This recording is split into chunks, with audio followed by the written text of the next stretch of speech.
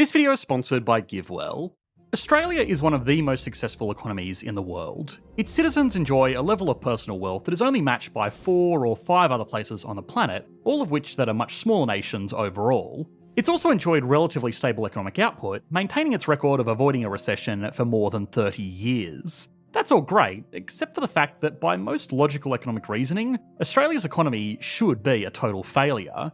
It's made most of the same mistakes as a lot of other countries around the world right now that are currently dealing with hyperinflation, mass unemployment, national bankruptcies, and in some cases, almost total societal failure.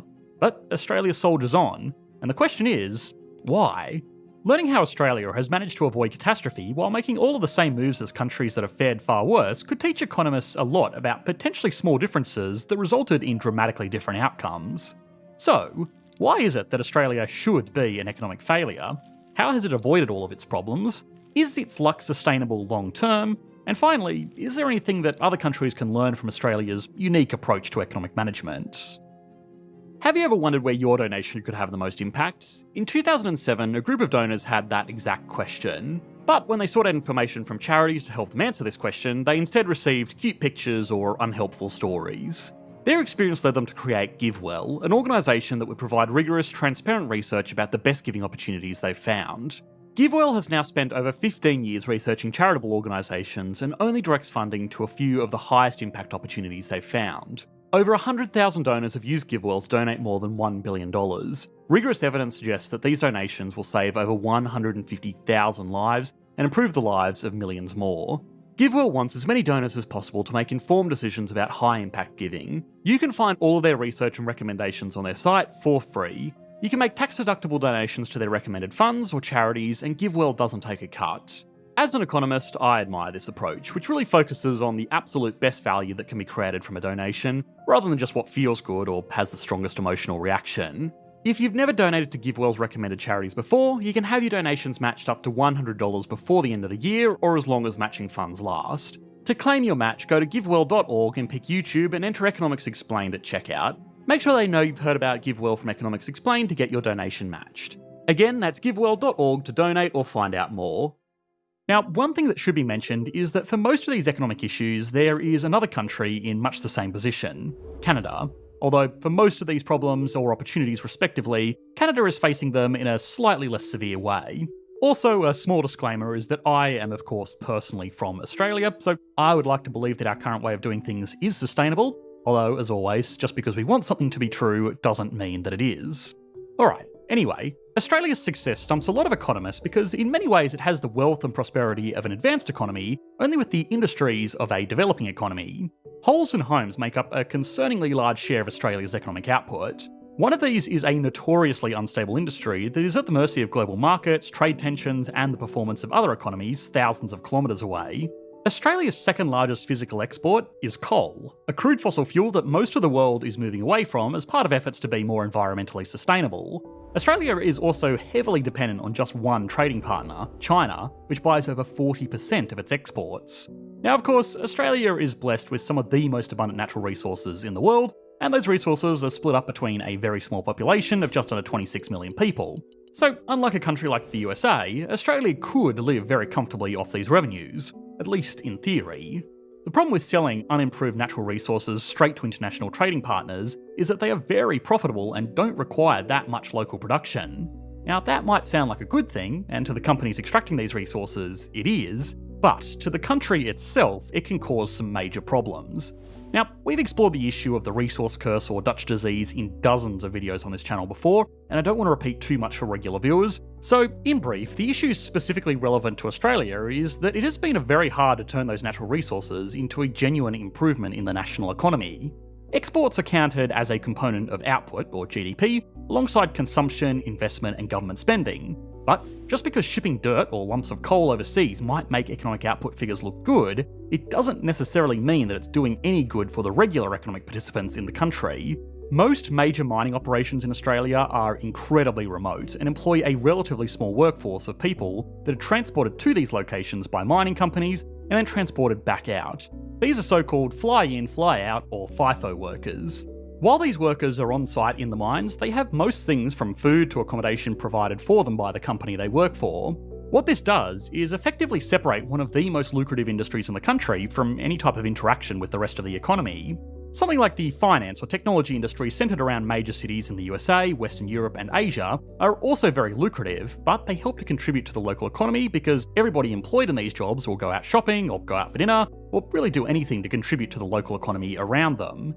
This recirculation of money means that even people not directly involved in these major industries can still benefit from them, but when the centres of industry are literally thousands of kilometres from major population centres, it makes it much harder for workers to recirculate their money, and even besides that, these mines just employ less people to begin with. Now, these issues could be alleviated if the revenues from these mining operations were pushed back into the domestic economy. Obviously, the most direct way to do this would be to tax resource sales and then use the tax revenue to fund various government projects. Of course, regular viewers of the channel already know that the go-to example of this being done effectively is Norway, which is another country with a vast wealth of natural resources and a relatively small population to share them between. The Norwegian government has heavily taxed natural resource revenues from private companies and even set up their own state company to generate income directly. That money is then put into a giant national savings account called a sovereign wealth fund, which invests the money and uses those earnings to fund government services. It really is the gold standard in making sure that the resource wealth of a nation goes to benefit the people of that nation, because unlike a lot of other industries, natural resources won't create domestic economic activity by themselves. Now, a quick side note is that Australia does technically have a sovereign wealth fund, the Future Fund, but that money came from the privatisation sale of things like Australia's telecommunications company Telstra. It's also only worth about 1/7 of Norway's fund in a country with 5 times as many people, because it receives no direct revenues from natural resources. Unfortunately, the Australian government has failed to levy direct taxes on mining, and today, a lot of the wealth generated from this industry goes largely to benefit a few extremely wealthy individuals or international resource companies that send their profits back to their home country. Foreign cash transfers are not a part of economic output figures, so a country can be bleeding money and economists would never know it by looking at GDP alone. Now, of course, other industries like tech and finance have caused problems as well, like massive inequality between wealthy people working in these lucrative jobs and everybody else, but that still happens in Australia with mining too. Fly-in, fly-out workers are paid extremely well and can easily outcompete other regular workers for things like housing, which is another major issue in the Australian economy.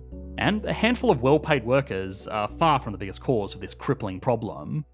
Housing in Australia is some of the most expensive in the world, which on the surface doesn't really make that much sense.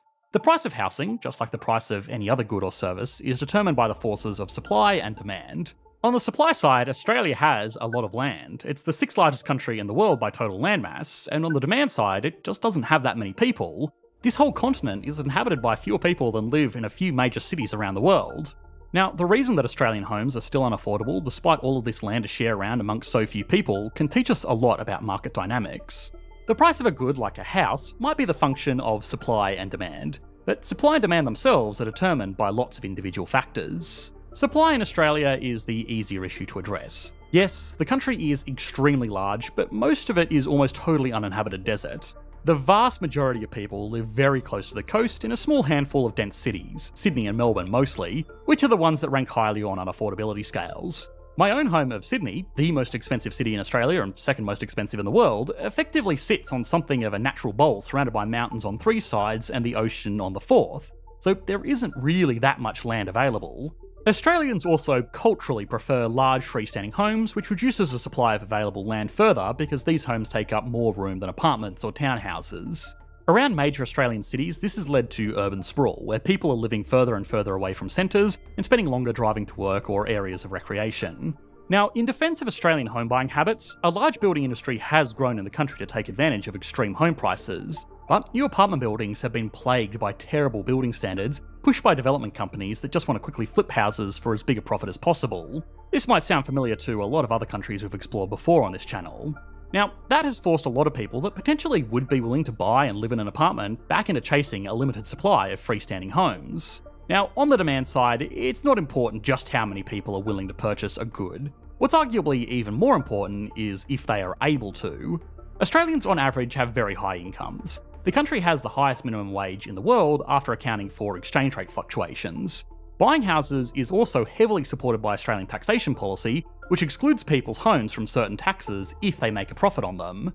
Buying houses as an investment to rent out is even more heavily encouraged because people can write off expenses like the interest they pay to the bank or even depreciation against their regular income. Now, being able to write off the expense of holding an asset against the income generated by that asset is not unique to Australia. Most countries around the world have some variation of this rule. What is unique to Australia, though, is that these expenses don't only reduce the income generated by the asset, they reduce any income, including the income people get from a job. If someone earns $100,000 a year from a job and $20,000 from an investment property, but they can show paper expenses for $50,000 on that property, they would only pay taxes on $70,000. Australia has some of the highest income taxes in the world. As soon as someone earns over the equivalent of $115,000 US dollars, or 180,000 Australian dollars, they pay 45% of every additional dollar they earn. There are countries with high minimum tax rates, but not many of them start from such a relatively low income.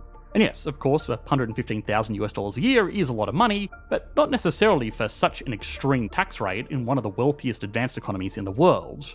But don't feel too bad for the high-earning Australians just yet, because very few people really pay these taxes, because it's almost considered financially irresponsible to not buy a house, claim on paper financial losses, and get charged a much lower tax rate. The tax advantages that homes give Australians have turned them into investments more than they are a place for people to live. Unfortunately, this has come at the expense of investment into other areas of the economy, like technical innovation, which lags well behind other advanced economies, the USA in particular, because Australians would rather invest in homes, and the country is not as big a market for international investment. Overall, housing has helped the economy along in the most basic way possible, because even terrible new housing developments still employ a lot of skilled workers to build and sell, and that's on top of things like infrastructure development that's needed to connect all this urban sprawl with utilities and roads. State governments within Australia also benefit from this whole system by collecting tax revenues every time a house gets sold, which now, with such high home prices, forms a significant part of their ongoing budgets. So, Australia is an economy that is just as heavily relied on basic natural resources as economies like Venezuela, Russia, the DRC, Brazil, Saudi Arabia, and Iran. It has also centred a lot of its wealth, economic growth, and employment around housing speculation and poor quality development, something that countries like China are struggling with right now, and have already heavily impacted many countries from Sri Lanka to Iceland and even the mighty USA. Yet, despite making the same mistakes in sometimes even more pronounced ways, the Australian economy carries on unaffected. That's because Australia's economic system is not about selling rocks or homes. It's about selling Australia.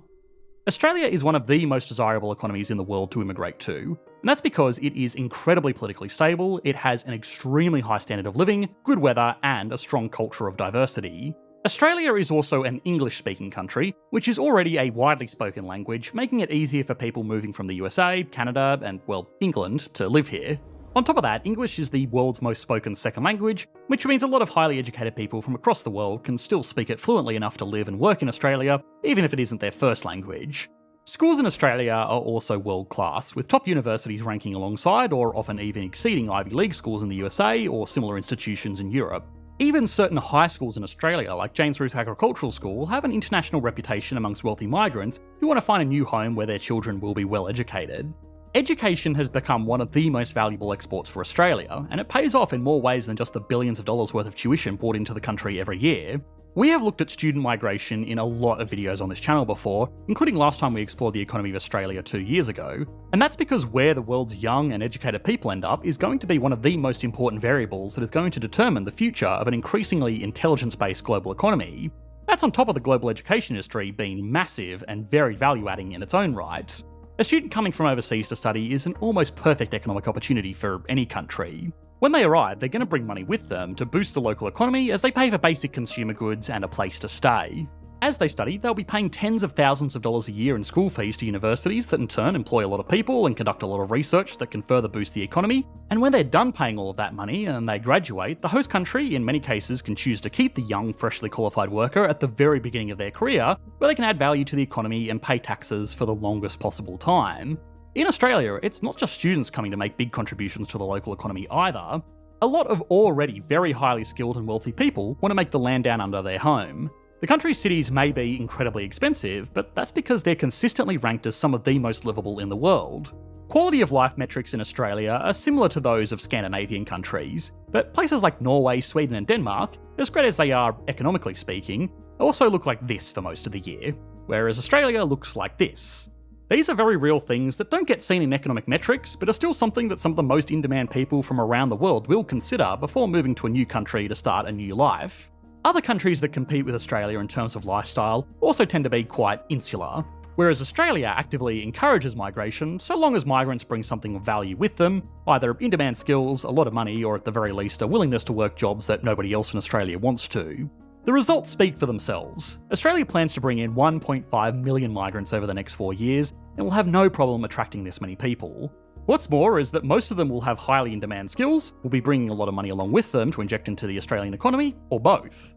Accommodating people moving to Australia has become one of the biggest industries in Australia, and it's also made existing Australians some of the wealthiest people on the planet. Something like owning a house close to one of the few major Australian cities has made people millions of dollars, because again, supply for these homes is surprisingly limited in such a large country, and demand grows every year as hundreds of thousands of people try to make the idyllic country their home. On a macroeconomic scale, this success is a bit of a give and take. On a positive note, the industry of just being a really desirable place to visit or live is a remarkably stable thing to build an economy around. Outside of domestic civil unrest, there's not much that's going to make Australia an undesirable place to come as a tourist or as a long-term resident. However, while things might look good for the average Australian, that success has not been shared equally. Output in the country has not grown over the past decade, and thanks to population growth has gone backwards on a per capita basis. The country can continue to operate by just staying an attractive destination for wealthy and skilled people. However, wealth growth without production growth, and by extension income growth, means that it's harder for young Australians that haven't already built up wealth to afford the price of everything in Australia's major cities, especially housing, like we explored earlier. This also means that they do not enjoy the tax breaks that property owners receive, so over their lives they end up contributing more while receiving less.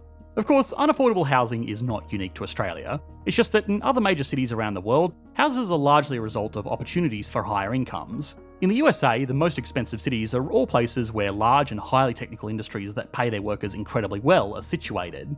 In Australian cities, houses are even more expensive, but wages on average are significantly lower than major global centres. It's not incomes that keep the price high, it's largely the demand for the lifestyle, the openness to new residents, and the tax breaks that houses make possible driving the demand.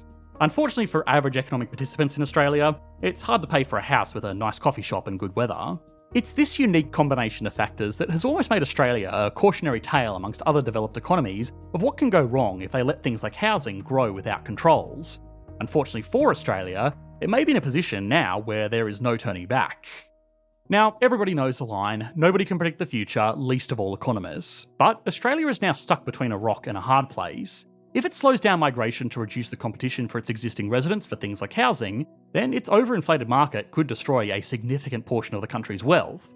It can keep on bringing more people in, but if that doesn't translate to developing more productive industries outside of building homes and digging holes, then while the people who have already invested in Australia are going to do well, it's going to get harder for young people to enjoy their high quality of life, which is an economic failure in its own right.